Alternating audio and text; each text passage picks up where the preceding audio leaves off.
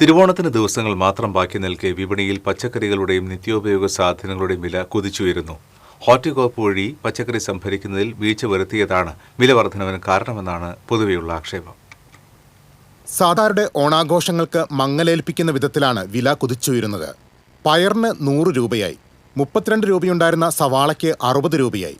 ഒട്ടുമിക്ക പച്ചക്കറികൾക്കും 50 രൂപയ്ക്ക് മുകളിലാണ് വില. ബീൻസ് 110, പാവയ്ക്ക 80, പടവലങ്ങ 80, ചേന 50, കുക്കുംബർ 50 മുതൽ 80 വരെ, ഉള്ളി 100, ഇഞ്ചി തരമനുസരിച്ച് 120 മുതൽ 200 രൂപ വരെ, മുളക് 80, തക്കാളി 35, മത്തൻ 25, വെളുത്തുള്ളി 240 മുതൽ 260 വരെ എന്നിങ്ങനെയാണ് വില. ക്യാരറ്റിന് 100 രൂപയ്ക്ക് അടുത്തായി. നാരങ്ങയ്ക്ക് 180 രൂപയാണ് വില.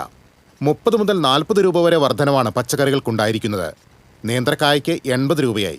നേന്ത്രപ്പഴത്തിന് 90 രൂപയിലധികം നൽകണം. മുൻ വർഷങ്ങളെ അപേക്ഷിച്ച് ഇത്തവണ ഇതര സംസ്ഥാനങ്ങളിൽ നിന്നുള്ള പച്ചക്കറികളുടെ വരവ് കുറഞ്ഞതും കാലാവസ്ഥാ വ്യതിയാനം മൂലം പ്രാദേശിക ഉൽപ്പാദനം കുറഞ്ഞതും വിലവർധനവിന് കാരണമായി. പച്ചക്കറി വില വർധനവിനൊപ്പം പഞ്ചസാര, ശർക്കര, അരി ഉൾപ്പെടെയുള്ള എല്ലാ നിത്യോപയോഗ സാധനങ്ങളുടെയും വിലയും വൻതോതിൽ വർദ്ധിച്ചത് സാധാരണക്കാരുടെ ഇത്തവണത്തെ ഓണസദ്യയുടെ രുചി കുറയ്ക്കും.